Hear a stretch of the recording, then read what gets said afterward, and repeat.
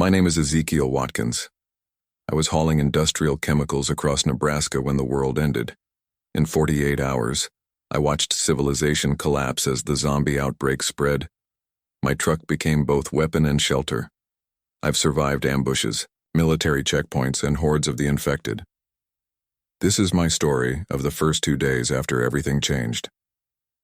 Before we start the video, let us know what country you are tuning in from in the comment section below.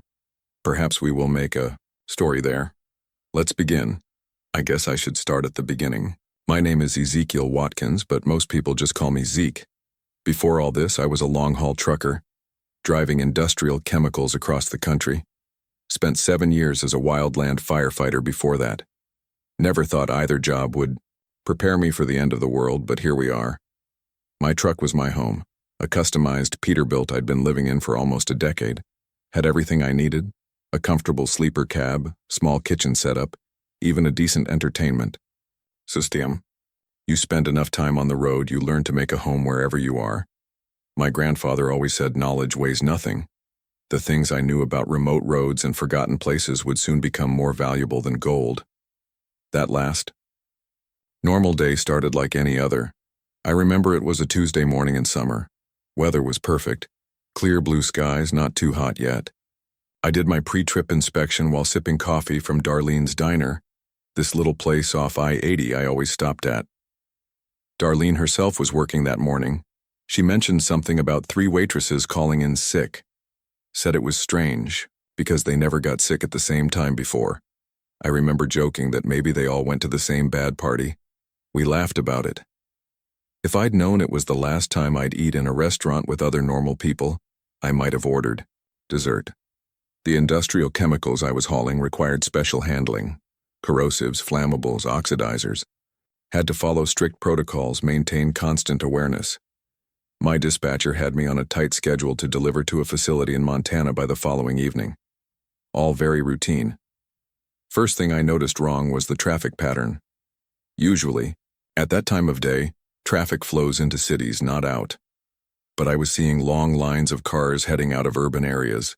Passing through smaller towns, I spotted multiple accidents on the side of the road. No police or emergency response in sight. That never happens. The CB radio started buzzing with trucker chatter. Different voices reporting incidents in Kansas City, Denver, Chicago. Nobody had specifics, just secondhand information. Some drivers mentioned quarantines being set up around major population centers. News radio was still reporting everything, as isolated incidents of violence and public health concerns. Classic downplaying. I stopped for fuel outside Billings. The attendant wouldn't make eye contact, kept his distance, took my cash with a napkin between his fingers and mine. Something had him spooked, but I didn't press it. My dispatcher kept insisting I stick to my timeline. Said these chemicals don't deliver themselves. Turns out they'd be keeping me alive instead. Cell service got spotty after that. Called my sister in Denver, but the connection cut out mid-sentence. She was saying something about hospitals being overrun, then nothing. More emergency vehicles passed me going west. Police, ambulance, even some unmarked government-looking SUVs. Radio stations began cutting to emergency broadcasts, then back to regular programming. Government spokesman talking about an aggressive flu-like outbreak and advising people to avoid contact with symptomatic individuals. Asked everyone to remain calm, follow instructions from local authorities. The usual. I remember thinking, I should maybe delay my delivery, head somewhere remote until things settled down. But I kept driving. 15 years on the road teaches you that most emergencies blow over. Media loves to exaggerate. I figured this would be the same. A military convoy passed me heading east. About 6 Humvees and 2 transport trucks. The sergeant locked eyes with me as they passed. I still wonder if he knew what was coming. Rest stops along the way were strange. People avoiding each other, keeping distance. Saw one family loading up their SUV with bottled water, canned food, camping supplies. Panic buying already starting. Gas stations had lines forming. Again, not normal for a Tuesday afternoon in the middle of nowhere. I was about 3 hours from my destination when every radio station switched to the emergency broadcast system. simultaneously. That harsh tone that makes your skin crawl. Then a calm voice announcing mandatory curfews in major cities, warning people to avoid contact with symptomatic individuals and to report any cases of extreme aggression to authorities immediately. No more pretending. This was just a bad flu season. That's when I saw them, a family of 4 on the side of the road waving frantically at passing vehicles. Father, mother, young son, and daughter. They looked terrified, had a sedan with a smashed front end. Looked like they'd hit a deer or something. Most vehicles were speeding past them. I almost did too. In normal times, I'd stop without hesitation, but something about the situation felt wrong. The father kept checking over his shoulder, looking back at the woods. They all had this wild, desperate look. When our eyes met, I saw raw fear, the kind I'd seen in people trapped by wildfires. I hit the brakes. Against my better judgment, I pulled over about 50 yards ahead of them. They ran toward my truck. The little girl clutched this stuffed rabbit stained with something dark. She wouldn't let it go, not even when I offered her my clean handkerchief. Should have been my first clue. I let them in, and that decision changed everything. The family piled into my cab, breathless and shaking. The father introduced himself as Mark, wife as Sarah, kids as Tyler and Emma. Mark had a makeshift bandage wrapped around his left forearm. He kept it close to his body, wincing whenever it brushed against anything. "Thank you," Sarah kept saying. Nobody would stop. Nobody would help us. Mark explained they were fleeing from Bozeman. Said they'd been at the hospital with Emma for a routine checkup when people started attacking each other in the waiting room. Said it was like something from a horror movie, patients and even some staff suddenly becoming violent, biting and clawing at anyone nearby. "They're saying it's some kind of virus," Mark explained, voice shaking. "Spreads through bites, bodily, fluids. Hospital security couldn't contain it. Military showed up, but it was already out of control." The way that man kept checking his bandaged arm, wincing every time the truck hit a bump. His wife kept saying it was just a bite from their neighbor's dog. I knew better, but what was I going to do? Throw them back out on the road? They wanted to reach Sarah's parents in Idaho. I agreed to take them as far as the next town with a functioning police station or emergency shelter. Mark thanked me profusely but kept getting more agitated, sweating despite the air conditioning. His breathing became labored, skin pale and clammy. I kept driving, watching him in my mirror. The children huddled against their mother in the passenger seat. The boy kept asking if Dad was okay. Sarah assured him everything would be fine once we reached Grandma and Grandpa's house. I tried the radio again. Emergency broadcasts on every channel now. Reports of violence spreading to smaller communities. National Guard being deployed nationwide. Temporary shelters being established. Conflicting instructions about whether to evacuate or shelter in place. Mark's condition deteriorated rapidly. Started muttering incoherently. Pulled himself into my sleeper cab to lie down. Sarah went back to check on him while I kept driving, the kids now in the passenger seat beside me. I distracted them by pointing out landmarks, asking about their favorite movies, anything to keep their minds occupied. That's when I heard Sarah scream. I turned to see Mark convulsing on my bunk. His eyes had changed, pupils dilated fully, no color left. A strange guttural sound came from his throat. The bandage on his arm had come loose, revealing an infected wound. Definitely not a dog bite. The flesh around it black and veined. I kept thinking about those infection protocols from my hazmat training. Isolate the contamination, they always said. But this wasn't a chemical spill. He lunged at Sarah, teeth bared. I swerved the truck to the shoulder while reaching back to pull her away. Mark was completely gone, not recognizing his wife, his children, anything human. Just primitive aggression. His movements were jerky but powerful, unnaturally strong. The children were screaming. I managed to shove Sarah toward the front while trying to control the truck with one hand. Mark grabbed. My arm bit down hard on my jacket. Thank God for thick leather. I slammed on the brakes, throwing us all forward, used the momentum to break his grip, then pushed him further into the sleeper compartment and slammed the divider shut. It wouldn't hold him long. The truck had barely stopped when I shouted for everyone to get out.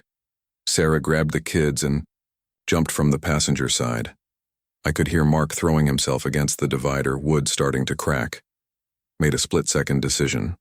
Opened my door, then the divider. When he lunged toward me, I sidestepped and used his momentum to push him out of the truck onto the asphalt, slammed the door shut behind him.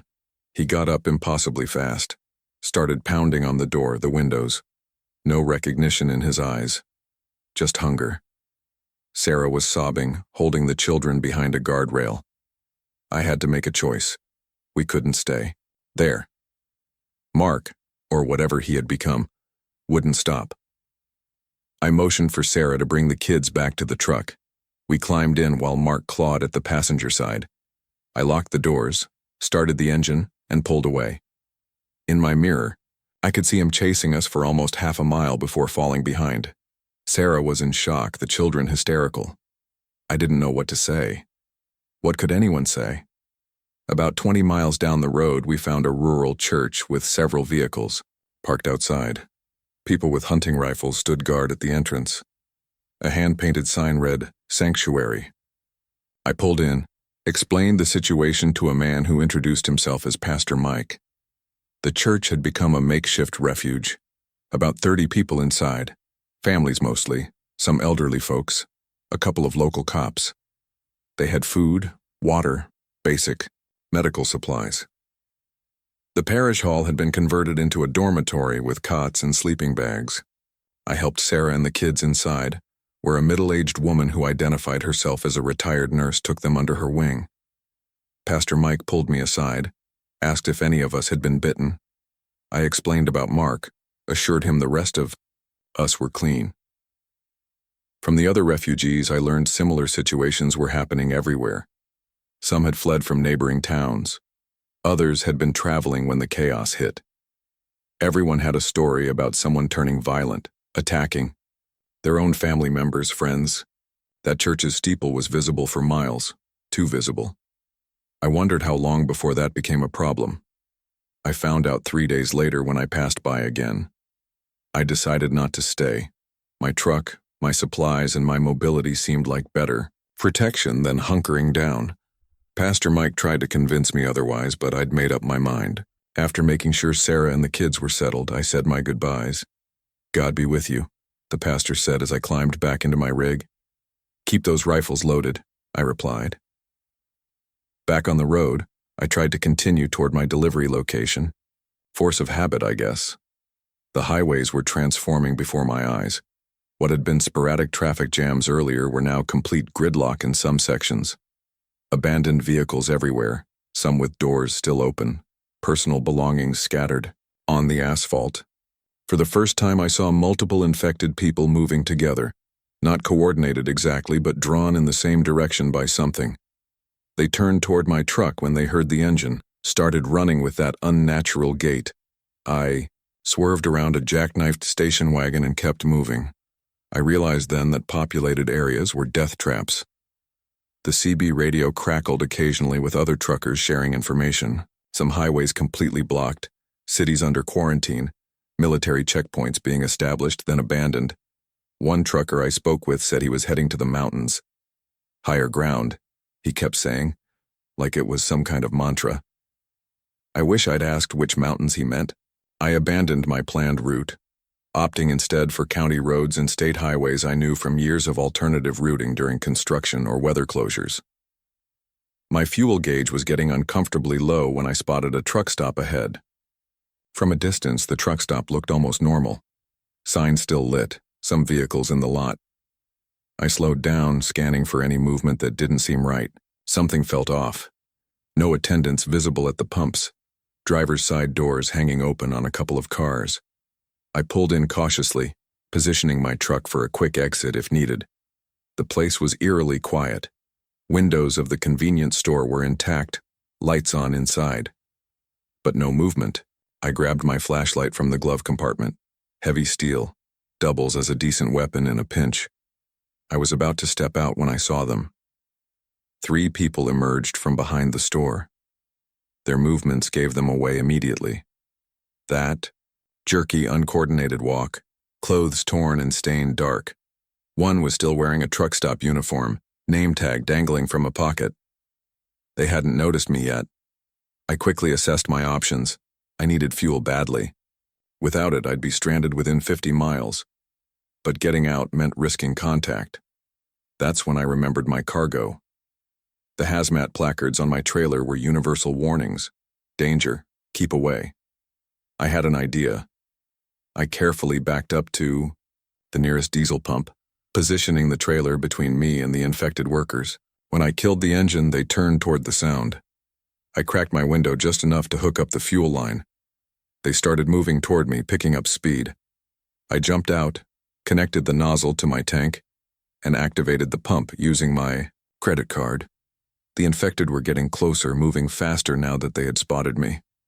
I climbed back into the cab, locking the door behind me just as the first one slammed against the side of the truck. The hazmat warnings kept them confused. For a moment, even in their feral state, something about the bright warning symbols registered as dangerous. That gave me just enough time to finish fueling. When the pump clicked off, I had to get out again to replace the nozzle. The infected were clawing at my trailer, trying to reach me. I took a deep breath, flung the door open, and moved as fast as I could. Grabbed the nozzle, hung it up, and practically dove back into the cab as hands grabbed at my jacket. As I pulled away, I caught a glimpse of an Army helicopter flying low overhead. Didn't stop to help, just kept going west. That told me everything I needed to know about where not to go. Back on the road, the sun was setting. Driving at night was going to be dangerous with abandoned vehicles everywhere, but stopping seemed worse. I turned on my high beams and pressed on, taking secondary highways. The radio was nothing but static now. Occasionally, the emergency broadcast signal would cut in, but the messages were becoming less informative. Just repeated warnings to avoid infected individuals and proceed to designated evacuation centers. No mention of where these centers were. Around midnight, I rounded a bend and nearly collided with a military checkpoint. Concrete barriers narrowed the road to a single lane. Spotlight mounted on a Humvee illuminated my truck. Armed soldiers approached, weapons raised. I stopped, hands visible on the steering wheel. They surrounded my truck, flashlights scanning the cabin, checking underneath with mirrors. One soldier, a sergeant by his insignia, approached my window. "Identification and destination," he demanded. I handed over my commercial driver's license and explained I was trying to reach a safe location. He examined my license, then the hazmat placards on my trailer. "What are you carrying?" he asked. I described my cargo, industrial chemicals, for water treatment facilities. His expression changed. "Pull over there," he ordered, pointing to an inspection area. "You're being temporarily detained for screening and cargo assessment."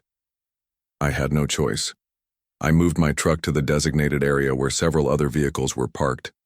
Military personnel were processing civilians, taking temperatures, checking for bites or scratches, separating people into different groups. They escorted me to a processing tent where a medic checked me for fever and visible wounds. I passed their screening but was told to wait while they assessed my cargo. Through the open tent flap, I could see soldiers in conversation with what looked like someone in a hazmat suit examining paperwork. While waiting, I overheard radio communications that chilled me. Major cities completely overrun, strategic fallback to secure zones, containment failure in multiple locations, code words I didn't understand, but the tone said everything. Other, detained drivers shared what they knew. One had come from Chicago, said the entire downtown was chaos by the time he left. Another fled from Denver after seeing the airport surrounded by military and all flights grounded. The lieutenant kept saying the quarantine zones were secure, but I noticed none of the radio operators could get confirmation from the western zone. After 2 hours, I was approached by a lieutenant who explained they were requisitioning essential vehicles and supplies. My truck and cargo were being considered for transport to a quarantine zone about 80 miles west. "You have 2 options," he said. "Drive it there yourself with military escort, or surrender the vehicle and be transported as a civilian evacuee." Before I could answer, commotion erupted at the perimeter, shouting, then gunfire. The lieutenant's radio crackled with urgent voices. Perimeter breach, Sector 3. What happened next was chaos. Dozens of infected poured through a gap in the barriers where a supply truck had crashed. Soldiers formed a line, opening fire. But there were too many. Military discipline broke down as the position was overwhelmed. I ran for my truck as civilians, scattered in all directions. Soldiers were shouting conflicting orders, some telling people to evacuate, others to take shelter in the inspection buildings. I saw a soldier fire point blank at a woman who had been bitten, her husband screaming, as she fell. I reached my truck, fumbled with the keys, and got inside just as infected individuals ran past, chasing fleeing civilians. The engine roared to life. I had to make a choice. Which way to go? The lieutenant had pointed west to the quarantine zone. I could see military vehicles heading that direction, civilians running behind them. But something felt wrong. If the infection was spreading this fast, no quarantine zone would hold. I turned east instead, away from the flood of people. Used my truck to push abandoned cars out of the way, creating a path. In my mirrors, I could see the checkpoint disappear into a swarm of bodies. The lieutenant told me to head west to the quarantine zone, before he was pulled into the crowd. I went east instead, a decision that saved my life when the zones fell. As morning broke, I found myself on empty country roads. Farms and small houses dotted the landscape. Occasionally, I passed vehicles, abandoned on the shoulder, doors open, belongings scattered. I avoided stopping to investigate. Around 7 in the morning, my CB radio crackled to life. "This is westbound Pete hauling refrigerated goods on Route 16. Anybody out there still moving?" I picked up the handset. "Eastbound Peterbilt with chemical cargo on the same route, about 15 miles east of the Jackson Creek Junction." "Well, I'll be," the voice responded. "Name's Dave. Got 2 other trucks with me. We're trying to form up, safety in numbers. You interested?" I hesitated. After what happened with the family, with the military checkpoint, trusting strangers seemed dangerous, but being alone had its own risks. "I'm interested," I finally replied. "Where are you meeting?" Dave suggested an abandoned way station 5 miles ahead of my position. Said they'd been monitoring it for an hour and it seemed clear. I agreed, to meet them there, approaching cautiously. When I arrived, I found 3 trucks parked in a defensive triangle, a refrigerated tractor trailer, a tanker, and a box truck. The drivers were standing together watching my approach. I stopped at a safe distance, observing them before committing. Dave was easy to spot, tall guy with a gray beard wearing a flannel shirt despite the heat. He approached my truck, hands visible, no weapons. I rolled down my window but kept the engine running. "Zeke," I introduced myself. "Hauling industrial chemicals from Nebraska." Dave nodded. "We've got food in my reefer. Dave's tanker has about 8,000 gallons of diesel and Miguel's box truck is medical supplies. Was supposed to be a hospital delivery." We had a tanker with 8,000 gallons of diesel in our convoy. Dave kept joking it. Made him a rolling target. Wasn't really a joke. After careful conversation, we agreed to form a convoy. 4 trucks, 4 drivers with different skills and resources. Dave had been a mechanic before driving. Miguel had military experience. The tanker driver, Ronnie, knew every back road in 3 states. We established a plan using our CB radios. Travel together, sharing resources. Take turns on watch when we needed to stop. Use less traveled roads to avoid both infected and desperate survivors. Look for other trustworthy drivers to join us. Within an hour, we were moving again. Dave, in the lead with his refrigerated trailer, me behind him. Then Miguel with Ronnie and his tanker bringing up the rear. We maintained constant radio contact, warning each other of obstacles or movement ahead. Our first major decision came that afternoon when we encountered a family broken down on the roadside. Mother, father, 3 young children. They waved frantically as we approached. "Keep moving," Ronnie advised over the CB. "Could be a trap." "Those are kids," Miguel countered. "We can't just leave them." Dave slowed the convoy. "Zeke, your call. You've got the best view from your position." I studied the family through my binoculars. They looked genuinely stranded, overheated engine, luggage piled on the roadside, The children were sunburned, clearly exhausted. But after my experience, with Mark, I was wary. I'll check it out, I decided. Rest of you stay ready to move if anything goes wrong. I pulled alongside their minivan, keeping my engine running, approached cautiously, asking if anyone was injured or ill. The father explained they'd been traveling for 2 days from Kansas City. Their engine overheated, and they had no water to refill the radiator. I checked them all for signs of infection. Clear eyes, normal skin color, no unexplained wounds. They seemed clean. I radioed the convoy and we agreed to help. Miguel had water containers in his truck. Dave knew enough about engines to get their minivan running again. Within 30 minutes, they were ready to travel. There's a church about 40 miles back that's taking in refugees, I told them, describing the location. They have food, water, security. You'd be safer there than on the road. The father thanked us profusely. As they drove away, Dave pulled alongside me. We did good, he said over the CB. But we need rules about who we help and who we don't. Can't save everyone. He was right. We established criteria. Families with children got priority. No one showing any symptoms, no matter how minor. No large groups that could overwhelm us. Always maintain a defensible position during any interaction. These weren't easy decisions. Each time we passed someone needing help who didn't meet our criteria, it weighed on us. But survival meant making hard choices. We continued east, avoiding major highways and population centers. Occasionally, we'd encounter other vehicles, sometimes friendly, sometimes not.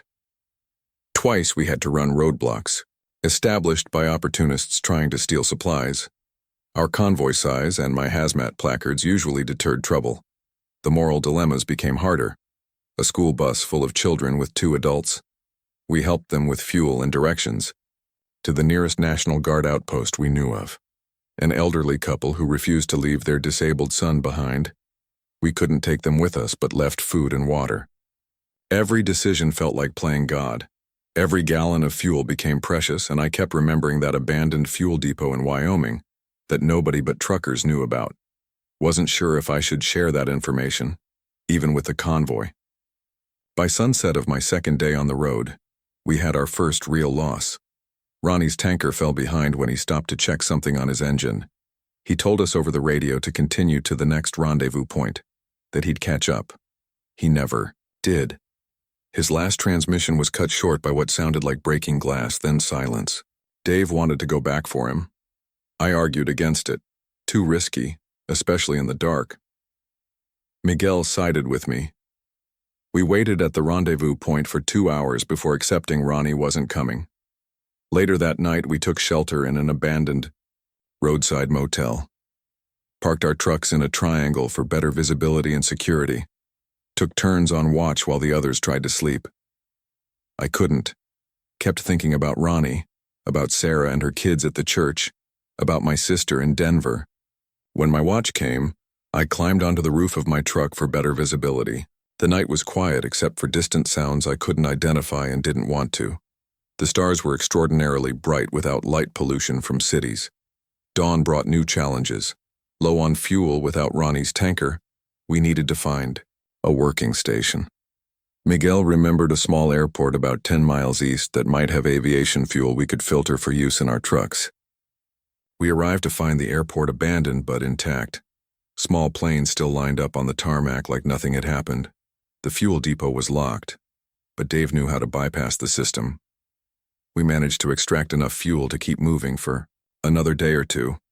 That's when we spotted another convoy approaching. This one wasn't trucks, it was a mix of civilian vehicles, about 8 total moving together. We retreated to our trucks, watching warily as they approached the airport. A man with a shotgun approached on foot, hands raised in peace. Claimed to be a local sheriff organizing survivors. Said they had families, needed fuel for their vehicles. Offered to trade food and medicine. Dave thought we should help them. Miguel was suspicious. Too many people, too well organized this soon into the crisis. I was torn. We had what they needed, and extra allies might provide safety. We agreed to a limited exchange. Some fuel for some of their medical supplies. set up a neutral area between our groups for the exchange. Everything seemed to be going well until one of their vehicles suddenly accelerated toward our trucks. "Ambush!" Miguel shouted over the radio. Sure enough, armed people emerged from the other vehicles moving to surround us. We started our engines. Simultaneously, a plan we'd established for emergency departure. I drove straight toward their blocking vehicle, my heavy truck easily pushing it aside. Dave and Miguel followed in my path. Gunshots rang out behind us.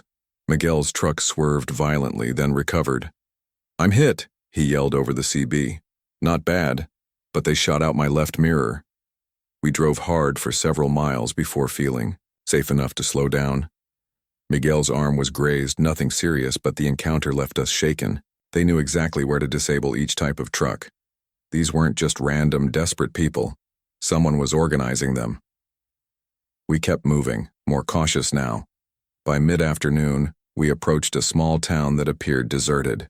No movement in the streets. No signs of infection or violence, just empty. "We need to resupply," Dave suggested. "Quick in and out. Food, medicine, whatever we can find." Miguel agreed to stand guard with the trucks while Dave and I searched a small grocery store. The shelves were mostly empty, but we found some canned goods overlooked in the stockroom. As we loaded our finds, I heard Miguel frantically calling over the CB.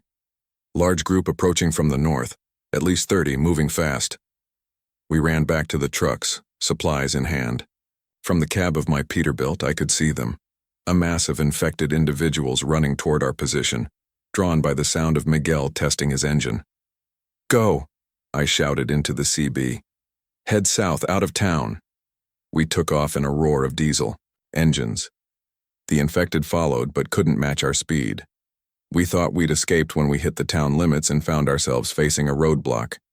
This wasn't a military checkpoint or random debris. Someone had deliberately blocked the road with cars, trucks, even a school bus, all arranged to funnel vehicles into a narrow passage where they would have to slow down. Definitely a trap. "Alternative routes?" I asked over the CB. "Nothing close," Dave replied. "Town's surrounded by irrigation canals. Bridges are the only way across." Miguel cut in, his voice tense. "Infected are still coming. We need to decide now." I scanned the roadblock. It was well constructed but had one weakness, a concrete jersey barrier on the right side that wasn't quite flush with a pickup truck. "I'm going through," I announced.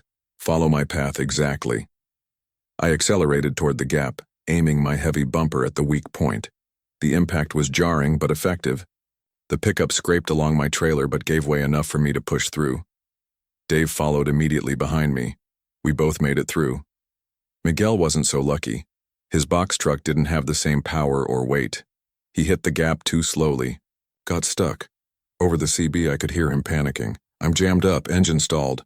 I looked back to see Miguel's truck wedged in the gap, infected approaching from behind, and armed figures emerging from concealed positions around the roadblock. "Abandon the truck," Dave shouted. "Run to us." We stopped about 100 yards ahead. Miguel grabbed what he could, his go bag, a handgun, and sprinted toward us. Gunshots rang out from the roadblock. The armed group wanted the medical supplies in his truck. Miguel reached Dave's rig first, climbed in. We took off again as bullets hit my trailer. In my mirror, I saw both infected and human attackers converging on Miguel's abandoned truck. We were down to 2 vehicles now, and the attackers would likely follow once they'd taken what they wanted from Miguel's truck. We drove hard for several hours, taking random turns, avoiding main roads until we were confident we weren't being followed. That night, we found an isolated farmhouse to rest. The place was abandoned but intact. No signs of violence or infection. The residents had simply packed and left. We parked our trucks facing the driveway for quick departure and took turns keeping watch. While Dave slept, Miguel and I talked.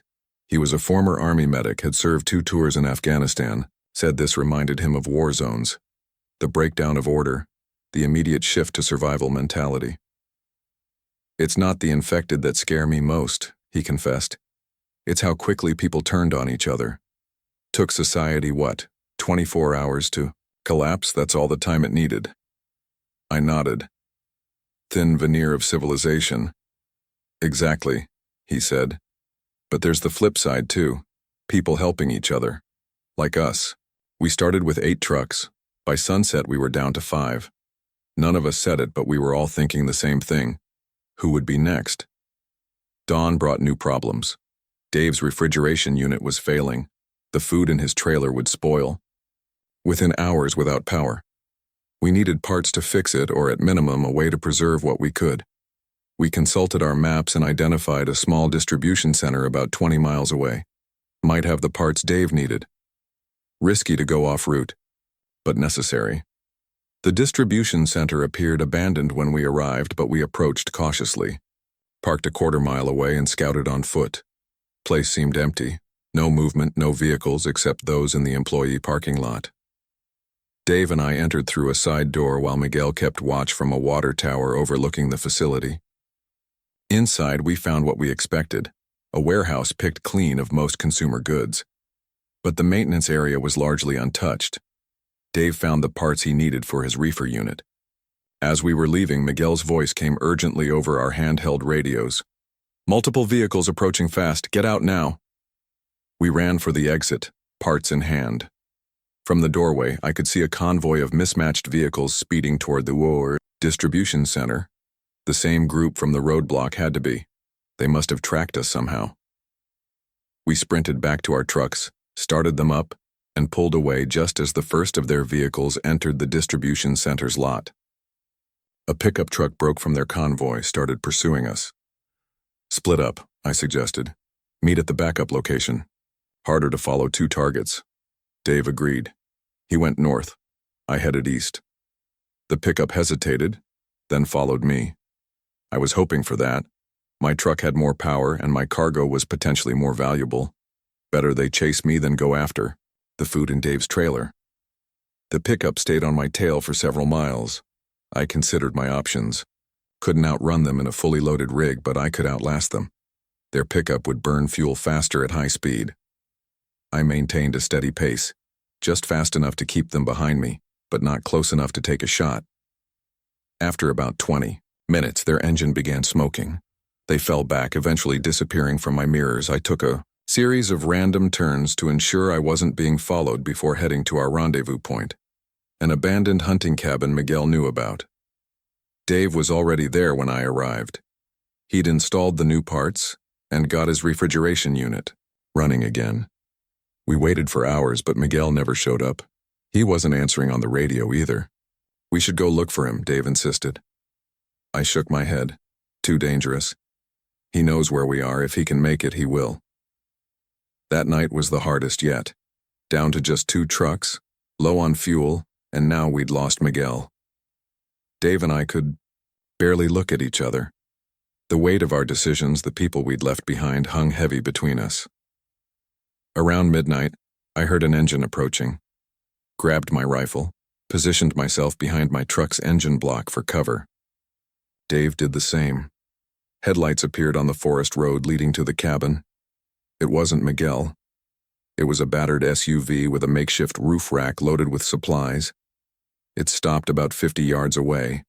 A spotlight mounted on the roof swept the area, settling on our trucks. "We know you're there," a woman's voice called out. "We're not looking for trouble. Just a safe place for the night."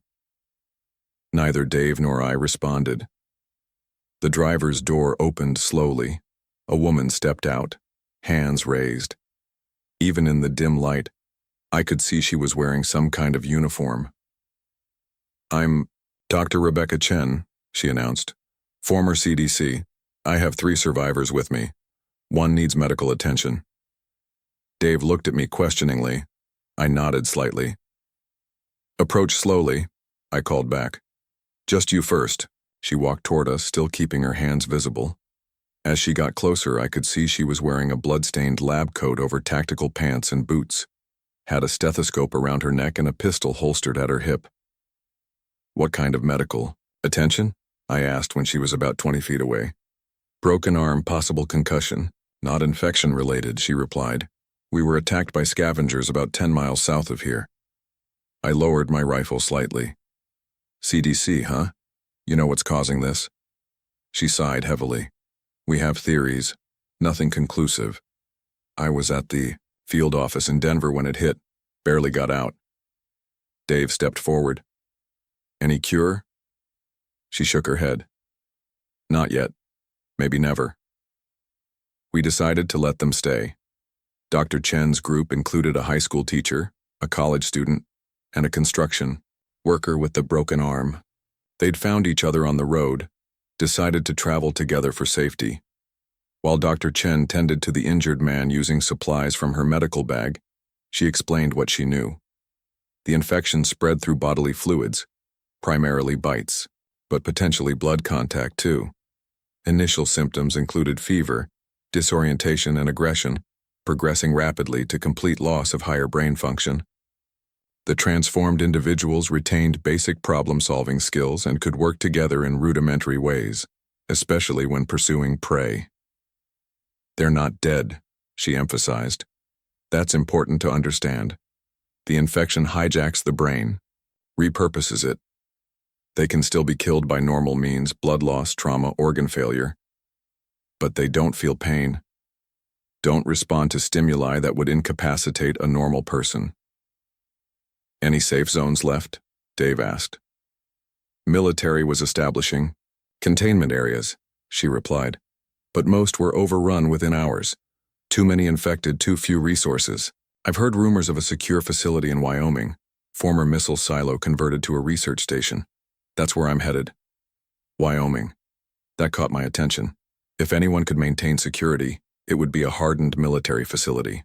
And it happened to be near that fuel depot I'd been thinking about. The next morning, we made a decision. Dave would continue east, trying to deliver his food supplies to any organized survivor community he could find. I would accompany Dr. Chen's group north to Wyoming, with my chemicals potentially useful for water purification and medical purposes. We said our goodbyes, exchanged information about routes and safe locations we'd found, promised to broadcast on specific radio frequencies at designated times if we could. Then we went our separate ways.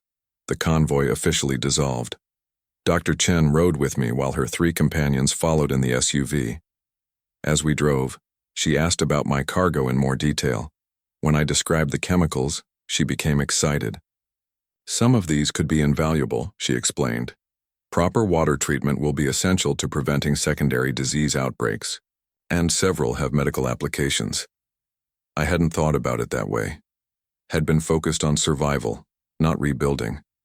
Her perspective shifted something in me, from just staying alive to potentially helping others do the same. We traveled north all day, making good progress on empty roads. Dr. Chen was a good navigator, marking potential danger areas on my road atlas based on population density and strategic value. She thought like someone used to epidemiology, predicting spread patterns, identifying natural barriers. Late afternoon, we approached a medium-sized town that blocked our path northwest. Going around would cost precious fuel and time. Going through was risky. What do you think? I asked her. She studied my detailed road atlas. This service road here, she pointed, looks like it skirts the eastern edge, follows the railroad tracks. Minimal structures, good visibility. It was a good call. We took the service road, moving slowly, watching for movement.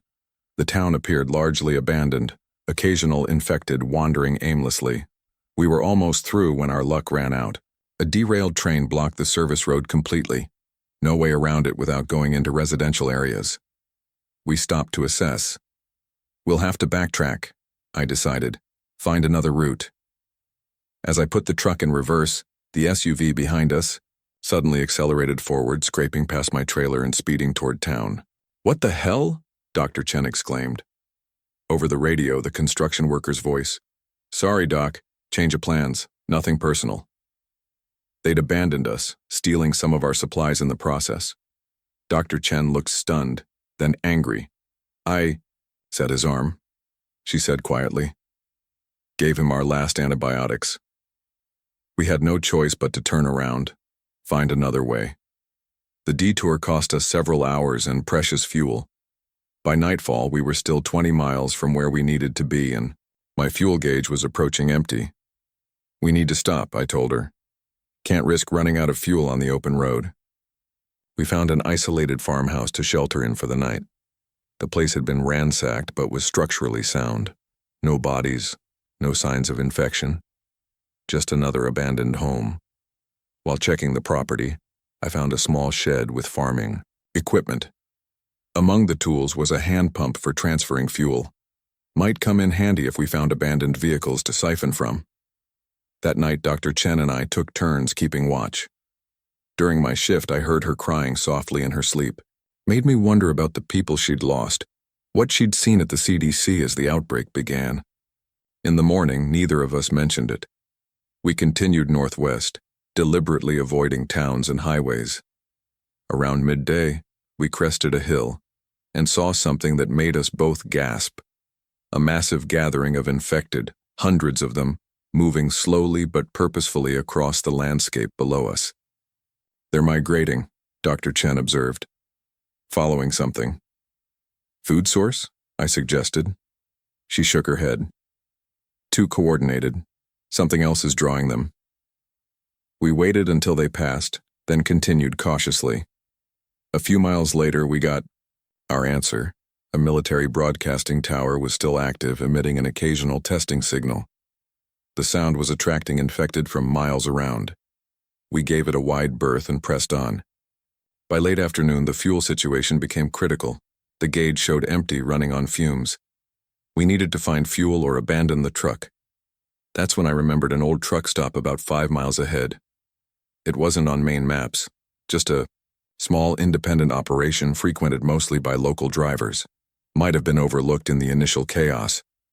We coasted the last mile, engine sputtering, barely maintaining momentum. When the truck stop came into view, I almost shouted with relief. It appeared untouched, no broken windows, no abandoned vehicles, just quiet and still. I let the truck roll to a stop at the pumps. No electricity, but the diesel tanks were underground. With the hand pump from the farm, we might be able to extract what we needed. Dr. Chen kept watch while I worked the pump. It was slow, exhausting labor, but after 30 minutes I'd transferred enough diesel to get us moving again. As I was finishing up, she suddenly tensed. Vehicle approaching, she whispered. Multiple occupants. I looked up to see a convoy of 3 vehicles coming down the highway toward the truck stop. 2 pickup trucks and a van, all modified with reinforced bumpers and mesh over the windows. Definitely not friendly travelers. We scrambled into my truck. The engine caught on the first try, thank God. I pulled away from the pumps just as the lead pickup turned into the truck stop entrance. They spotted us immediately, accelerated to pursue. I pushed my truck as hard as I dared with the fresh fuel, but on the open highway they gained on us quickly. Ideas?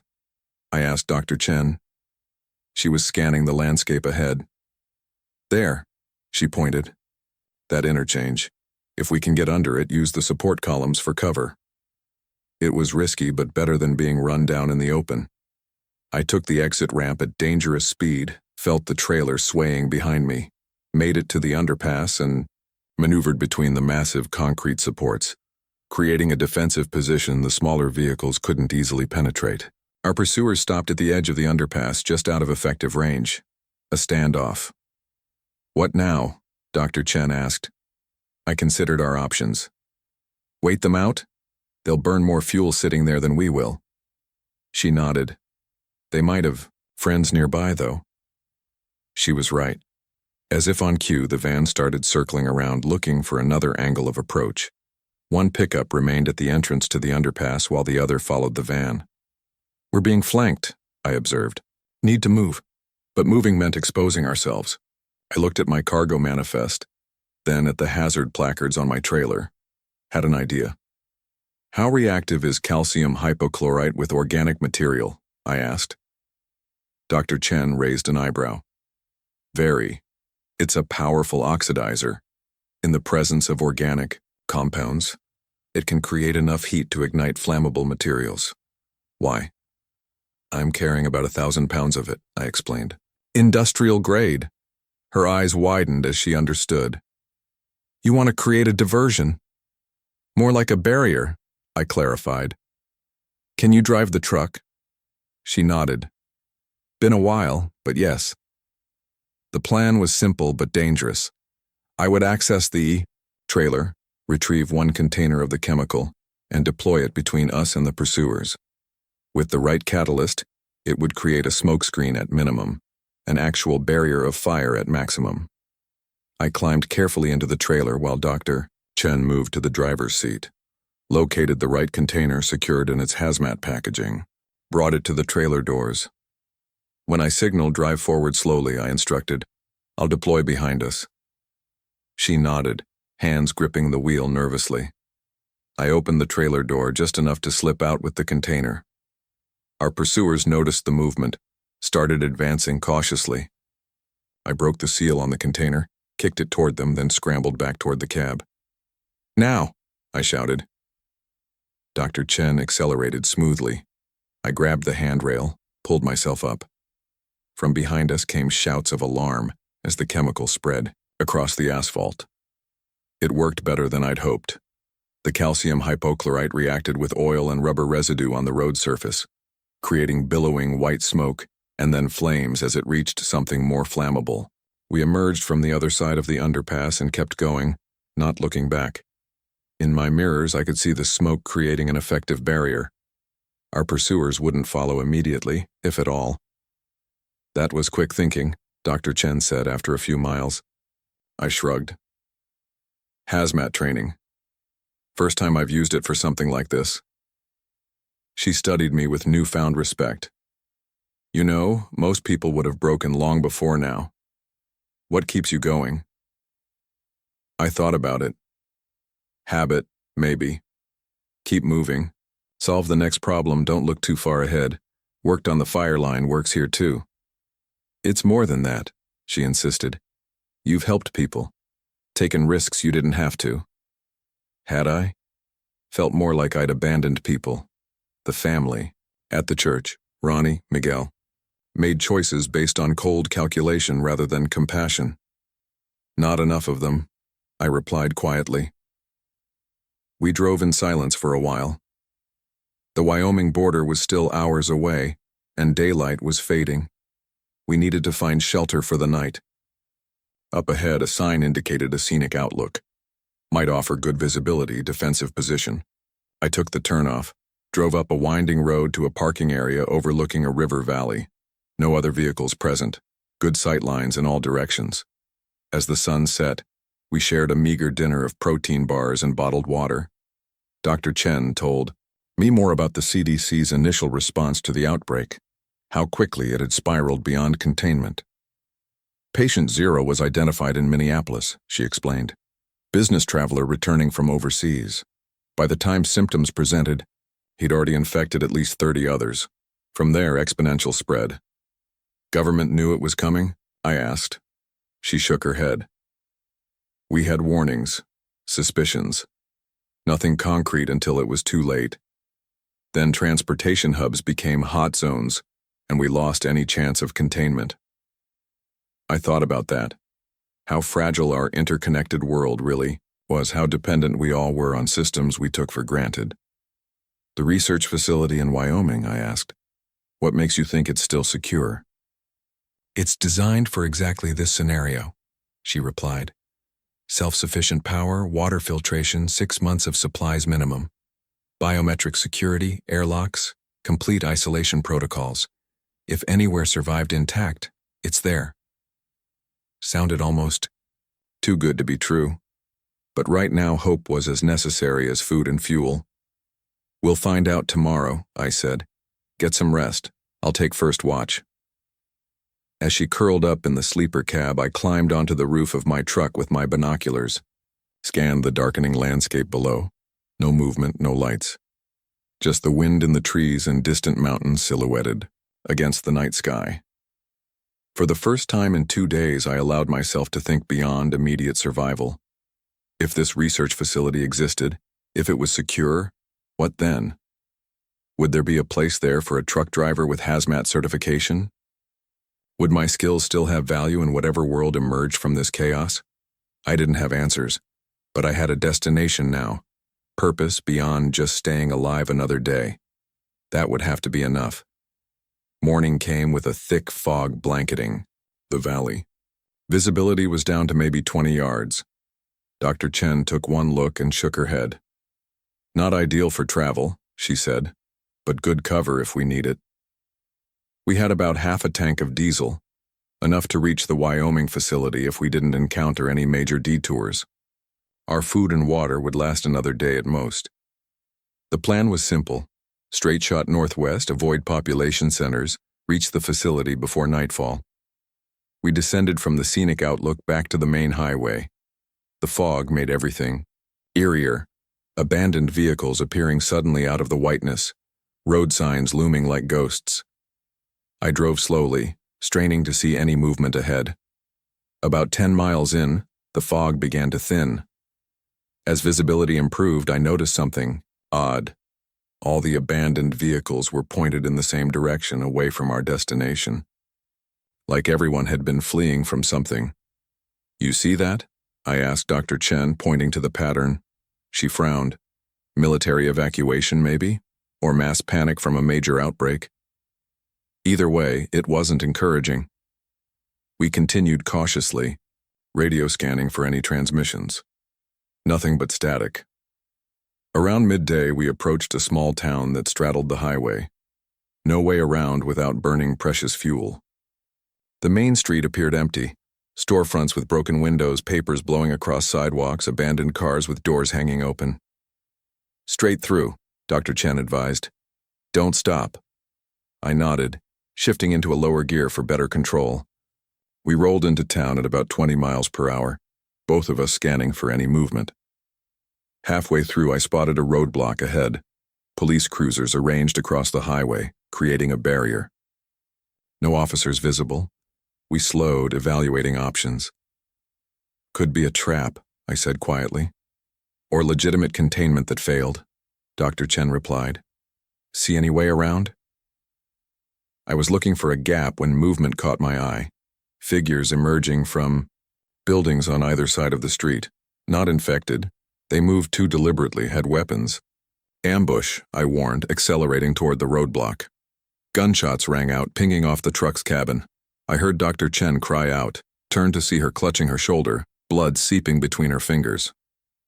I'm hit, she gasped. Not bad. I couldn't stop to help her. More attackers were appearing, taking positions behind vehicles. I aimed for the weakest point in the roadblock, a gap between a cruiser and a lamppost, just wide enough if I hit it right. The truck smashed through, scraping metal, pushing the police car sideways. We were through, but the damage was done. Warning lights flashed on my dashboard, tire pressure dropping on the right side, engine temperature rising. In my mirrors, I could see vehicles pulling out to pursue us.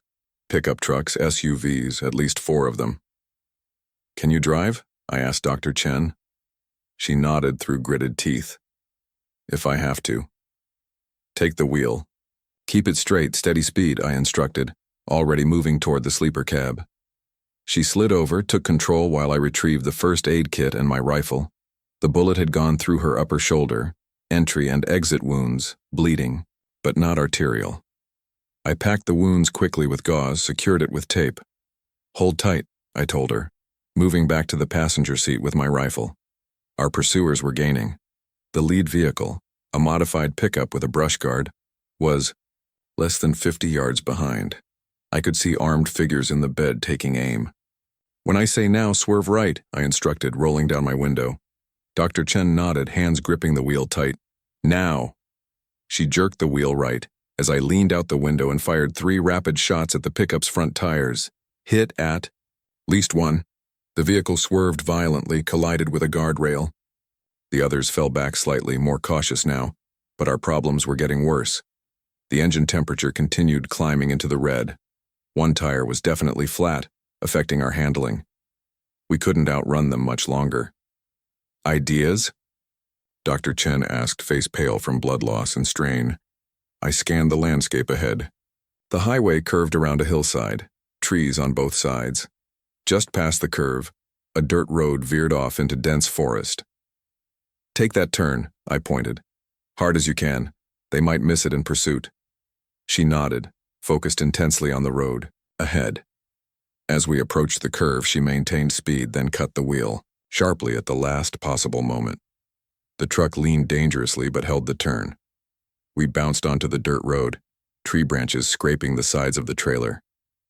In my mirror, I saw the first pursuing vehicle miss the turn completely, skidding, past. The second saw us and tried to follow but took the turn too wide, sliding into a ditch. We pushed deeper into the forest, the road narrowing, becoming more rugged. The truck wasn't designed for this terrain. After about a mile, the engine began making ominous knocking sounds. "We need to stop," I said. "Engine's about to blow." Dr. Chen guided the truck into a small clearing just off the road, killed the way. Engine. Silence fell, broken only by our heavy breathing and the ticking of the cooling engine. "Think they'll find us?" she asked. "Eventually," I answered honestly. "But we've got some time. Let me check your shoulder properly." The gauze was soaked through. I replaced it with fresh dressings, gave her antibiotics from the first aid kit. The wound wasn't immediately life-threatening, but infection would be a serious concern without proper treatment. I stepped outside to assess our situation. The right front tire was completely shredded. Engine likely damaged beyond field repair. Trailer intact but useless without the tractor. We were effectively stranded. "How far to the facility?" I asked when I returned to the cab. Dr. Chen consulted my road atlas. "About 50 miles northwest on foot in this terrain, maybe 3 days, more considering my condition." 3 days. Without the truck's protection, with limited supplies, through potentially infected territory. The odds weren't good. "We need a new vehicle," I decided. "I'll scout ahead, see what's around." Dr. Chen nodded. "I'll organize what supplies we can carry." I gathered my rifle, binoculars, and a small pack with essentials. "Stay in the truck. Lock the doors. I'll be back before dark." The forest was quiet as I moved away from the clearing. No birdsong, no wildlife sounds, just the wind in the trees. After about a mile of careful hiking, the dirt road connected with a paved county road. I followed it cautiously. Another mile brought me to a small cluster of buildings, a general store, gas station, and a few houses. Classic rural crossroads community. No movement visible. I observed from the cover of trees for 15 minutes before approaching. The general store had been looted, shelves mostly empty. The gas station was abandoned, pumps dead without electricity. I was about to check the houses when I spotted something promising behind the station. A tow truck partially hidden by a storage shed. I approached carefully, checking for traps or ambush. The tow truck appeared undamaged, keys missing but otherwise intact. I could hotwire it if necessary. A functional vehicle would dramatically improve our chances. As I was examining the truck, I heard an engine in the distance, ducked behind the storage shed just as a convoy of vehicles passed on the main road. Our pursuers from the town, methodically searching the area. They didn't stop at the crossroads, continued past, but they were clearly conducting a grid search. We didn't have much time. I waited until they were well out of sight, then quickly checked the nearby houses for keys, supplies, anything useful. The first two were empty, their residents having fled or worse. The third held a grim scene I won't describe. Nothing useful. The fourth house was different. Door intact, locked, windows unbroken. I peered inside and saw no signs of disturbance. Broke a back window to gain entry, searched quickly. The place felt recently abandoned. Dishes in the sink, half-eaten food on the table, car keys on a hook by the door. The keys belonged to a pickup truck parked in the attached garage. Better yet, there was a well-stocked pantry, extra fuel cans, even a small medical kit. I gathered what I could carry, then drove the pickup back toward our stranded tractor trailer, taking a roundabout route to avoid the search party. Dr. Chen was relieved to see me return. Her condition had stabilized, but she was clearly in pain. I helped her into the pickup, then retrieved essential supplies from the truck: food, water, weapons, my road atlas, the remaining medical supplies, and as much of my chemical cargo as would fit in the pickup bed. Covered it all with a tarp. "What about the rest?" Dr. Chen asked, looking at my trailer. "Have to leave it," I replied. "Though first, We're going to use some of it. I retrieved several containers of my more reactive chemicals, arranged them strategically in and around the truck, created a delayed reaction trigger using materials from the truck's toolkit. When our pursuers eventually found the abandoned rig, they'd be in for a surprise. We left just before sunset, taking forest roads to avoid the main highway. Dr. Chen navigated while I drove, her voice occasionally tight with pain. The pickup handled the rough terrain well, allowing us to make good progress despite detours. Night fell, and I killed the headlights, driving slowly by moonlight to avoid detection. We took turns resting. Dr. Chen's fever rose and fell as infection fought with antibiotics in her system. Around midnight, we heard a distant explosion from the direction of our abandoned truck. My chemical trap had been triggered. Hopefully, it would convince our pursuers we'd died in the blast, buy us some time. We drove through the night, stopping, only when absolutely necessary. Dawn found us in rugged country about 20 miles from the research facility. The terrain was becoming more difficult, steep hills, winding roads, natural barriers that forced us onto predictable routes. Getting close, Dr. Chen murmured, studying the map. Should start seeing access roads to the facility soon. But first we encountered something unexpected. A makeshift camp sprawling across the highway and surrounding fields. Hundreds of tents, vehicles, improvised shelters, people moving about, fires burning, armed guards patrolling the perimeter. We stopped well back, observed through binoculars. Not military or government. These were civilians who had organized themselves into a substantial community. Refugees, Dr. Chen suggested. People trying to reach the facility, probably. I nodded. Question is, are they friendly? We discussed our options. Going around would mean difficult terrain, more time, exposed. Going through meant revealing ourselves to a large group of strangers. Neither choice was ideal. Let's approach cautiously, I decided. See how they react. We drove slowly toward the camp's perimeter. Armed guards spotted us immediately. Raised, weapons but didn't fire. One approached, hand raised for us to stop. State your business, he called when we were within earshot. Travelers heading northwest, I answered, looking for safe passage. He studied us suspiciously. Anyone bitten or injured? Gunshot wound, I replied honestly, gesturing to Dr. Chen. Not infection-related. The guard approached Dr. Chen's window, examined her carefully, noted the professional bandaging. We have medical facilities, he offered cautiously. Can take a look at that shoulder. Dr. Chen glanced at me questioningly. I nodded slightly. We needed allies and her wound needed proper attention. The guard directed us to a designated visitor area where our weapons were temporarily confiscated, and we were interviewed separately. Standard security protocols. I answered truthfully about our journey, our destination, but kept certain details vague. The chemicals, the trap we'd set, the full extent of my survival skills. After an hour, we were cleared to enter the main camp. It was impressive. Organized sections for housing, medical care, food distribution, security. These people had created a functioning community in the midst of chaos. Dr. Chen was taken to the medical tent where actual doctors treated her wound properly. I was introduced to the camp leaders, a former town mayor, a retired military officer, and a civil engineer. They explained the camp's purpose. We're waiting for access to the research facility, the mayor explained. Been here nearly a week. They're only taking essential personnel, doctors, scientists, military. The rest of us are kept in this holding pattern. You've had contact with them? I asked, surprised. The retired colonel nodded. Daily radio communication, they send supply trucks occasionally, take in a few people at a time. Say they're at capacity, can't accommodate everyone. That wasn't what Dr. Chen had described.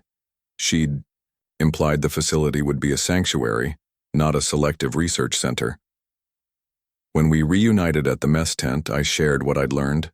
Dr. Chen looked troubled. I was told it was a civilian contingency site, she said quietly. Not just for researchers. Someone lied, I replied simply. Question is, what do we do now? We spent the day recovering, gathering information. The camp was well organized but facing challenges, limited supplies, growing population as more survivors arrived daily, increasing tension between those selected for the facility and those left waiting. Dr. Chen's CDC credentials would likely get her admitted. My prospects were less certain. Truck driver with hazmat certification. Not exactly essential personnel by their standards. That night, while Dr. Chen slept in the medical tent, I took a walk around the camp perimeter, spoke with guards, observed the security measures, the patterns of movement, noted the location of supply vehicles, fuel storage, communication equipment. While hiding in that culvert during the ambush, I kept fingering this family photo I found on the road. People I never knew started making up stories about them reaching safety. It kept me sane that night. Now I wondered if any sanctuary truly existed in this new world. The next morning, a supply truck arrived from the facility. 2 armed guards, driver, and a woman in a lab coat with a clipboard. They brought medicines, some food, took on fresh water, and they selected 10 people from the camp to return with them, all medical professionals, scientists, or military specialists. Dr. Chen was among those called forward. Her CDC background made her valuable. She looked back at me uncertainly as they checked her credentials. I nodded encouragingly. This was her best chance at survival, at contributing to whatever solution might exist. We'd only known each other 2 days, owed each other nothing. Yet I felt a strange reluctance to see her go. Ezekiel Watkins? The clipboard woman called unexpectedly. I stepped forward, surprised to hear my name. Hazardous material specialist? She confirmed, checking her list. Truck driver with hazmat certification, I corrected, not a specialist. She shrugged. Close enough. We need someone who can handle chemical transport safely. You're on the list. Just like that, I was being processed for entry to the facility, along with Dr. Chen. Given a quick medical exam, possessions inventoried, then directed to the transport truck. As we prepared to leave, I looked back at the camp. Hundreds of people watching us depart, their faces showing a mix of resentment and hope. They'd been told to wait their turn, that resources were limited, that selection was based on essential skills. I wondered how long before that explanation stopped satisfying them, before desperation turned to action. Another ticking clock in a world suddenly full of them. The drive to the facility took about an hour on restricted access roads, heavy security the entire way. Checkpoints, patrols, surveillance equipment. Whatever this place was, they were serious about protecting it. When we finally arrived, I understood why. It wasn't just a repurposed missile silo as Dr. Chen had described. It was a massive underground complex with above-ground support structures spread across several acres. Solar arrays, wind turbines, water purification systems, even agricultural facilities under transparent domes. We were processed through multiple security checkpoints, decontamination procedures, medical screenings, assigned temporary quarters in what had clearly been a military installation, before being converted to research purposes. Dr. Chen was immediately whisked away to meet with other medical personnel. I was shown to a small but comfortable room and told to wait for assignment in the morning. After 48 hours of constant movement, constant threat, the stillness felt strange, unnerving. I couldn't relax.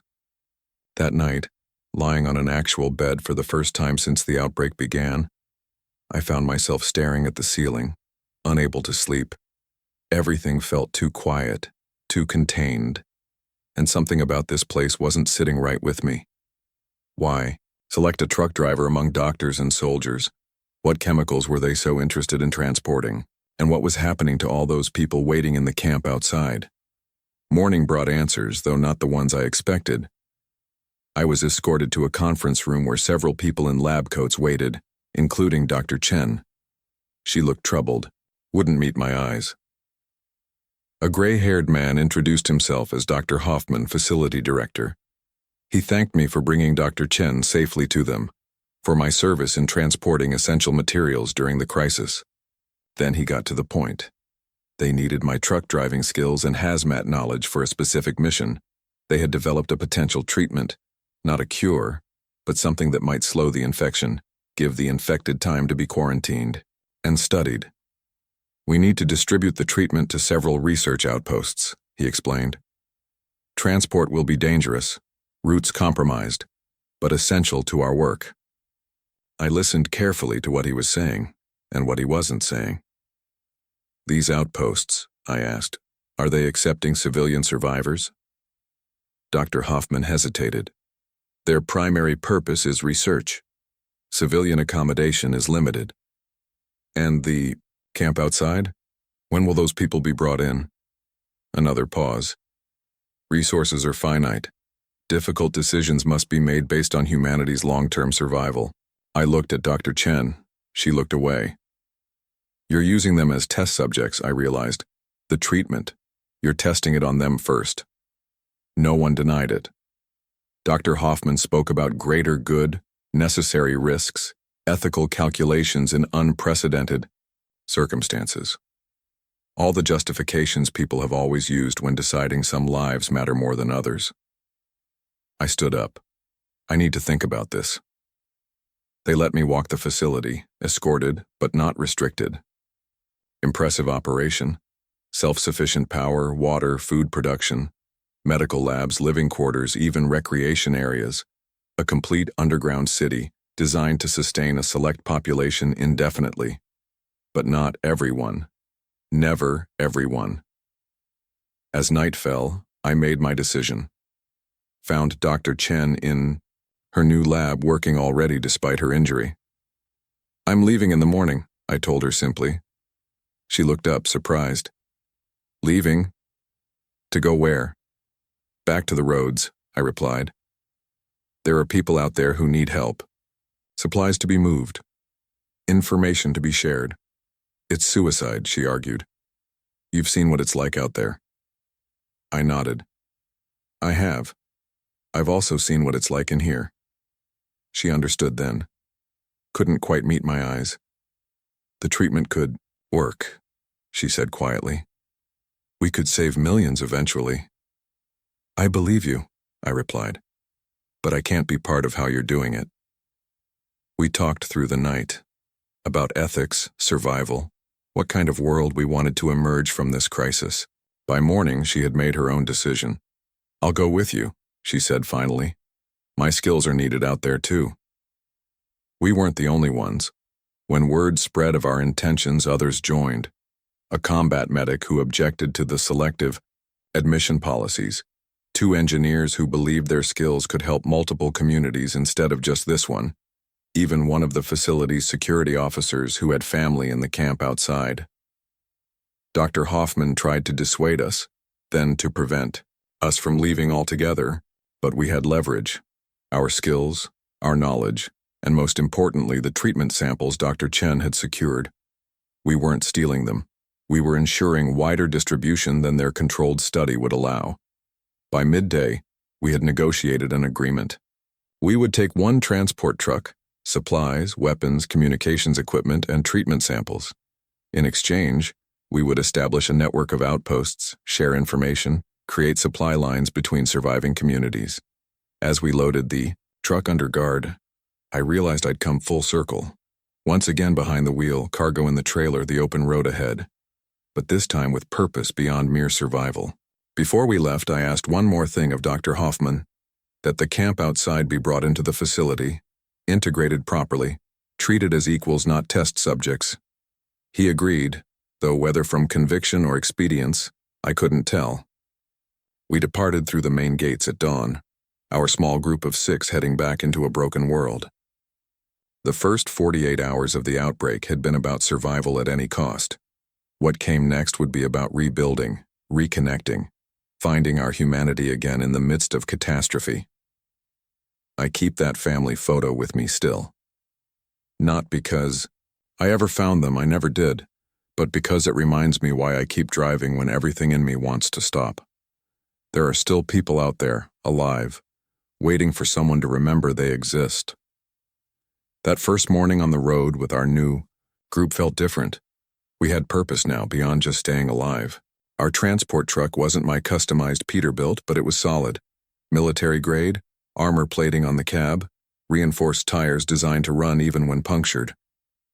The cargo area had been converted to carry both supplies and people with secure storage for the treatment samples Dr. Chen had brought. Our first challenge was mapping a viable route. The facility had given us their intelligence on road conditions, infection hot zones, and known survivor communities, but it was already outdated. Things changed hourly in this new world. Those back roads I'd been mapping for years became our lifeline. Places most GPS systems didn't even know existed. Dr. Chen worked with me on navigation, spreading my old road atlas across her lap, marking potential hazards and resources. The security officer, Jackson, advised on defensive positioning and threat assessment. The combat medic, Rodriguez, inventoried our medical supplies while the two engineers, Patel and Winters, discussed modifications to the truck for greater efficiency and security. We need to establish protocols, I suggested as we approached the first junction, for encounters with survivors, infected, hostile groups. Everyone agreed. We spent the next hour developing rules of engagement, communication codes, emergency procedures. It felt good creating order from chaos even on this small scale. Our first destination was a small town about 70 miles east that the facility had lost contact with. They had been reporting promising research on infection resistance before communications went dark. We needed to investigate, recover any useful data, deliver treatment samples if survivors remained. The journey there tested our new protocols immediately. We encountered a roadblock similar to ones I'd seen before. Vehicles arranged to force travelers into a bottleneck. Classic ambush setup. Options? I asked the group. Alternative route? Patel suggested, consulting the map. Add 20 miles. Terrain unknown, I replied. Push through, Jackson advocated. We have the vehicle for it. Reconnaissance first, Rodriguez countered. Could be survivors, not hostiles. We agreed on caution. Jackson and I approached on foot while the others maintained the truck in ready position. Through binoculars, we observed the roadblock for 20 minutes. No movement, no obvious lookouts. Abandoned, Jackson concluded. Recent, though. We proceeded cautiously, pushing the transport through the narrowest section of the blockade. Beyond, the road was clear but showed signs of heavy fighting. Bullet holes in street signs, burned out vehicles, spent shell casings littering the asphalt. The small town itself appeared deserted when we arrived. Main Street buildings damaged by fire and gunfire. The research outpost, a converted community college, had its gates torn open, facilities ransacked. Systematic, Jackson noted as we cautiously entered the main lab building. Someone knew what they were looking for. Dr. Chen examined the remaining equipment, salvaged what data storage devices survived. This place was studying natural immunity, she explained. They'd identified several individuals who were exposed but didn't turn. Where are these individuals now? I asked. No one had an answer. We searched the entire campus, found evidence of hasty evacuation, personal belongings left behind, vehicles missing from the motor pool, half-eaten meals in the cafeteria. In one dormitory, we found something more troubling, a makeshift detention facility. Rooms converted to cells, medical restraints, observation equipment. They were keeping test subjects here, Dr. Chen said quietly, examining a clipboard with patient notes. Not volunteers, prisoners. The facility we'd left hadn't mentioned this aspect of the research. I wondered what else they hadn't told us. We salvaged what supplies we could, medical equipment, fuel, non-perishable food, and continued east. Our next objective was a National Guard armory that might still contain weapons and communication equipment. The road there took us through increasingly rural areas, farms, and isolated properties. Stop, Rodriguez called suddenly as we passed a large farm. Look at the crops. We pulled over, observed the fields through binoculars. The crops were healthy, tended. Recent work evident in freshly tilled sections. Someone's still here, I noted, actively farming. We approached cautiously, using the truck's PA system to announce our presence before coming into rifle range of the main buildings. After several tense minutes, a figure emerged from the farmhouse. Older man, shotgun held non-threateningly at his side. We parleyed from a safe distance. The farmer, Harold, was suspicious but not hostile. When Dr. Chen explained we had medical supplies and information about treatment options, he became more receptive. Got about 20 people here, he explained as he led us to the main house. Different families that came together when things fell apart. Been growing food, trading with other farms nearby. Inside, we found a functioning micro-community. Solar panels provided limited electricity, wells supplied water, fields produced food. They'd even established basic security protocols and communication with neighboring properties using CB radios. Dr. Chen checked their health while I spoke with Harold about road conditions and nearby threats. He drew detailed additions to our maps. Bridges that had collapsed, areas overrun by infected, places to find fuel or supplies. Government been through here? I asked casually. Harold's expression darkened. Military came through about a week ago. Said they were securing resources for the national recovery effort. Took half our fuel, a quarter of our seed stocks. Said they'd return with supplies and protection. Never did. We shared some of our medical supplies, fuel, and ammunition in exchange for fresh produce and information. Dr. Chen explained the treatment they were developing, cautioning it wasn't a cure but might help manage infection if someone was bitten. As we prepared to leave, Harold took me aside. You seem like decent folks, he said quietly. But you should know something. Those military types who came through, they weren't just taking supplies. They were looking for people too. Specific types. What types? I asked. People who'd been exposed but didn't turn. Had a whole list of names and descriptions. Took 3 people from a farm about 5 miles north. Said they were being relocated for their own protection. The same phenomenon the research outpost had been studying. I thanked him for the information, shared it with our group once we were back on the road. Facility didn't mention this either, Jackson noted. They're hunting immune individuals. For research purposes, Dr. Chen suggested, though she sounded unsure.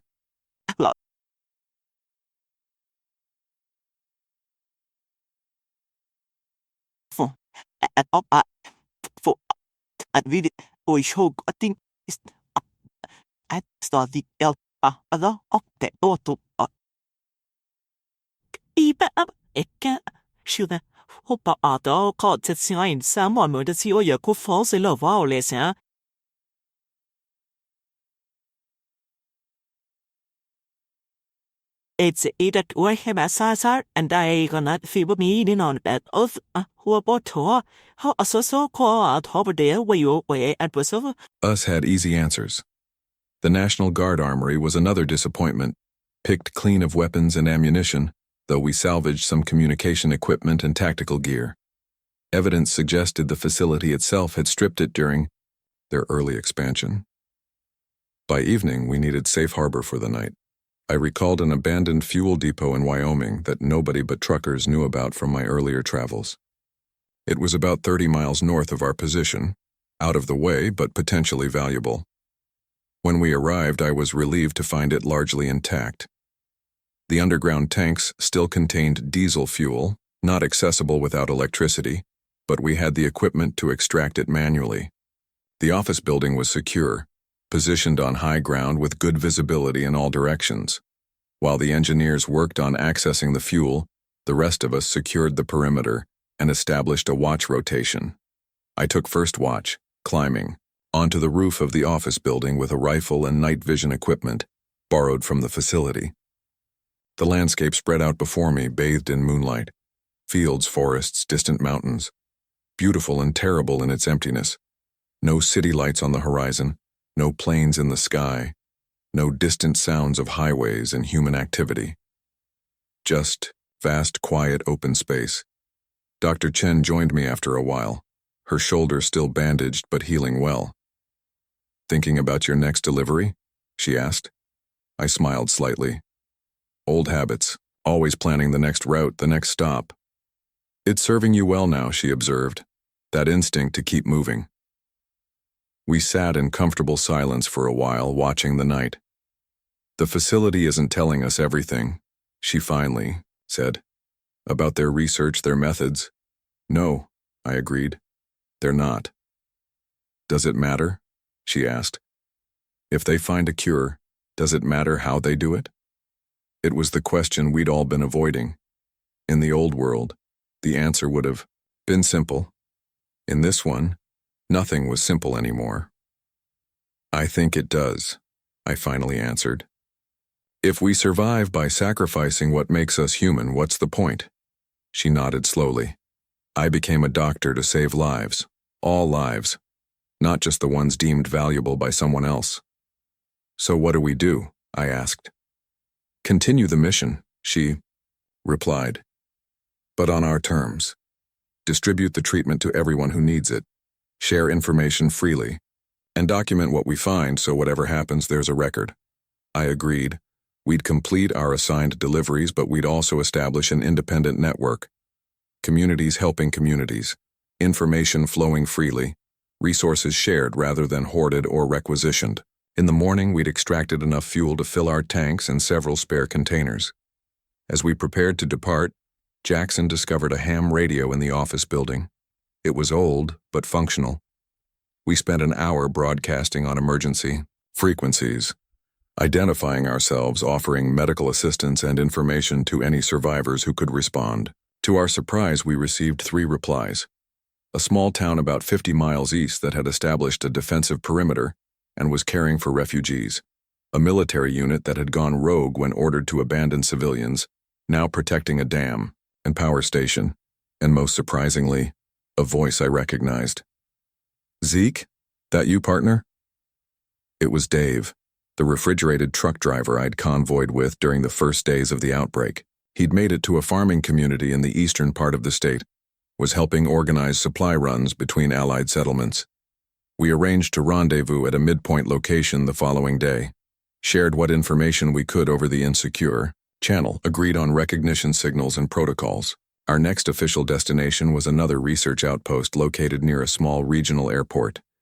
According to our briefing, they were working on airborne distribution methods for the treatment, potentially allowing wide area coverage. We adjusted our route to reach Dave first, then continued to the airport facility. The journey to the meeting point was tense. We encountered our first large horde of infected about 10 miles in, hundreds of them moving across an open field toward some unknown stimulus. We stopped at a safe distance, observed through binoculars. "They're migrating," Dr. Chen noted, just as she had when we'd seen a similar group days earlier. "Following something. Or someone," Jackson added grimly. We detoured around them, adding miles but avoiding conflict. The next challenge came at a river crossing where the main bridge had collapsed. The engineers, Patel and Winters, located a secondary crossing, an old railroad bridge sturdy enough for our vehicle if we drove carefully. The crossing was nerve-wracking, steel girders groaning under our weight, the river churning 40 feet below, no guardrails to prevent a plunge if our wheels slipped. But we made it across, continued toward the rendezvous. Dave was waiting at the designated location, an abandoned highway maintenance facility with a fenced compound and garage buildings. He wasn't alone. 3 other vehicles accompanied him, including another semi-truck. About a dozen people, all armed but not threatening. Our reunion was cautious but warm. Dave had survived by using his refrigerated trailer to transport food between farming communities. He'd connected with other drivers, established regular routes, created a primitive but effective supply network. Government types came through. About a week ago, he told me privately after introductions had been made, taking supplies, fuel, recruiting people with specific skills. Some went willingly, others didn't get a choice. The same pattern we'd been hearing about. I shared what we knew about the facility, their research methods, the treatment Dr. Chen had brought. Dave introduced us to his group's medic, who worked with Dr. Chen to understand the treatment protocol. "We've got about 5 independent communities working together," Dave explained, showing me their hand-drawn maps. "Each specializes in something: farming, manufacturing, medical care. We transport essential goods between them, maintain communication, provide security when needed. It was exactly the kind of network we'd envisioned. Already functioning, already saving lives. We agreed to integrate our operations. We would continue to the research outposts as planned, but would share all information and resources with Dave's network, rather than reporting exclusively to the facility. The safe zone was supposedly being established at a former military base. Something about its isolated location and existing perimeter.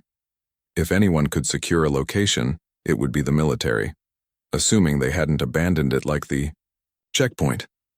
After trading supplies and information, we continued toward the airport research outpost. The roads became increasingly difficult. Abandoned vehicles everywhere, debris from collapsed buildings, occasional evidence of desperate last stands.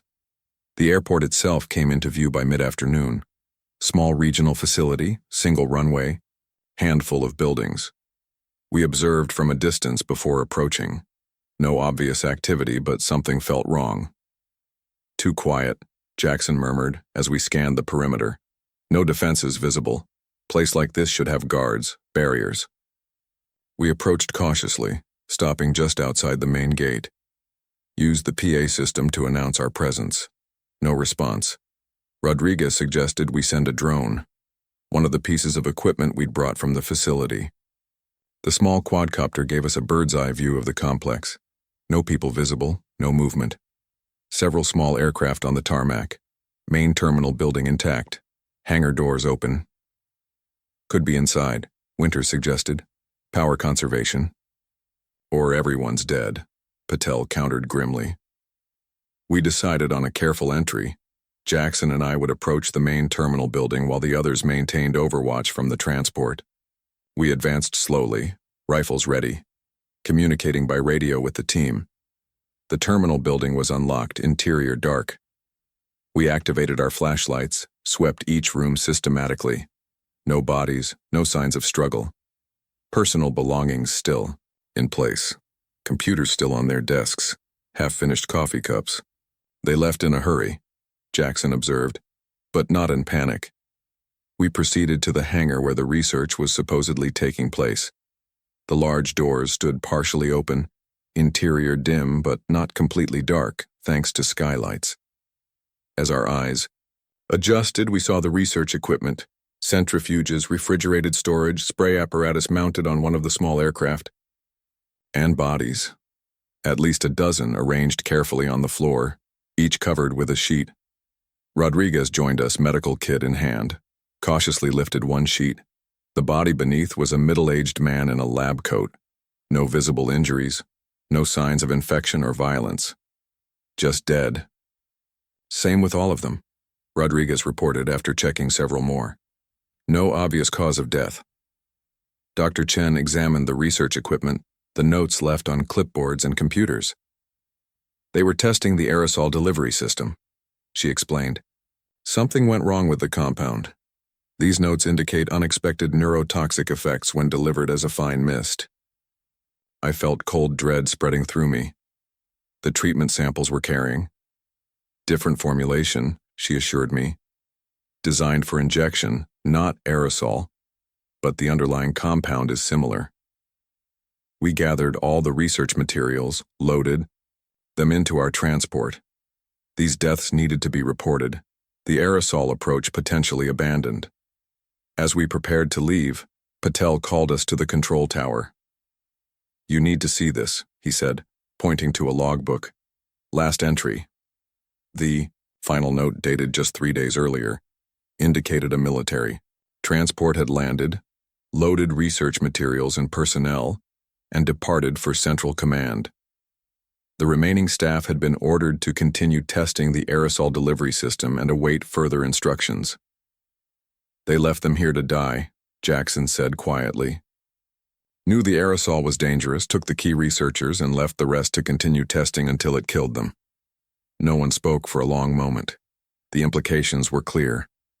The facility, our employers, had sacrificed these people to advance their research.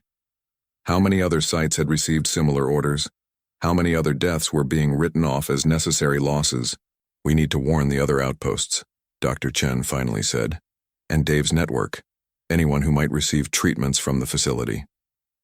We used the airport's more powerful radio to broadcast warnings on multiple frequencies, explaining the dangers of the aerosol delivery system without creating panic about the injection treatment, which still appeared safe. Sent specific messages to the coordinates of other research outposts we'd been tasked with visiting. As we prepared to depart, I made a decision. We're not going back to the facility. No one objected. We had seen enough to know we couldn't trust their methods or motives.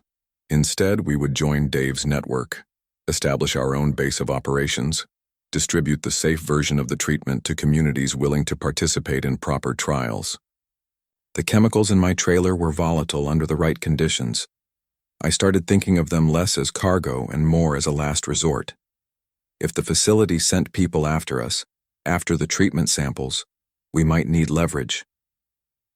We headed east, toward the largest of the communities in Dave's network. Located in a small college town, they had established impressive defenses. Walls constructed from vehicles and building materials, solar power, well water, organized security forces. They had even reclaimed several blocks of residential housing, creating a true safe zone. As we approached the main gate, we saw something that made us pause. A massive gathering of infected, 100-strong, milling aimlessly about a mile from the town's walls. They're drawn to the sound, the activity, Dr. Chen observed, but the defenses are holding. The community's gate guards recognized Dave's truck, waved us through a carefully managed entry process that prevented any infected from following. Inside, we found a functioning society in miniature, gardens in every available space, solar panels on rooftops, children playing in a protected courtyard, people living, not just surviving. The community leader, a former town council member, named Ellis, welcomed us cautiously but warmly after Dave vouched for our group. We shared what we knew about the facility, the research outposts, the dangerous aerosol treatment. In return, Ellis told us about their efforts to reconnect with other survivor communities to rebuild some semblance of civilization. We need transportation, secure supply lines, she explained, and reliable information about what's happening elsewhere. Your group could help provide both. It made sense. Our truck, our skills, our knowledge of roads and conditions. We could become a vital link between scattered communities, carrying supplies, medicine, information, creating connections that would eventually form the foundation of whatever society emerged from this catastrophe. We spent the evening planning routes, priorities, protocols. The engineers, Patel and Winters, worked with the town's technical team to improve communications and power systems. Dr. Chen and Rodriguez consulted with local medical staff about treatment options and infection management. Jackson coordinated with security forces about escort procedures and threat assessment. I found myself looking over maps with Dave and Ellis, identifying potential routes, safe houses, resupply points. The skills I'd developed over years of long-haul driving were suddenly central to this new world survival. We passed this school with buses still in the parking lot. Made me think about all those children. Where did they go? Were they ahead of us somewhere, safe? I needed to believe they were. As night fell, I took a walk along the community's walls. Watched the infected outside, illuminated by perimeter lights. They weren't coordinated exactly, but they weren't completely mindless either. They responded to stimuli, sometimes worked, together in basic ways. Understanding them would be key to surviving among them. From the wall, I could see far across the landscape. No lights except stars and the community's carefully managed illumination. The world had gone dark, returned to its natural state. Yet here, inside these walls, humanity persisted, adapted, perhaps even thrived in its own way.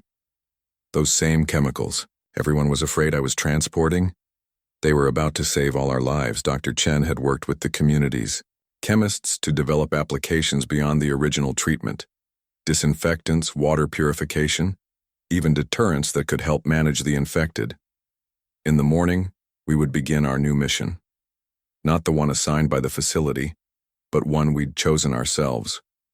Connecting communities, sharing resources and knowledge, building something new from the remains of the old world. I still carry that photo I found, not because I ever found them, I never did, but because it reminds me why I keep going when everything in me wants to stop. Because in those first 48 hours when the world fell apart around us, something else was being born. Communities forming bonds, strangers helping strangers, the best of humanity emerging from the worst of circumstances. The roads are dangerous, the infected still roam, bad people still exploit the vulnerable, but there are good people too. All, across this broken country, survivors building something worth surviving for. If you're watching this and you're still out there alone, know this: we're coming. Maybe not today or tomorrow, but we're establishing routes, clearing roads, creating networks. Keep your eyes on the highways. We're still out here and we're coming for you.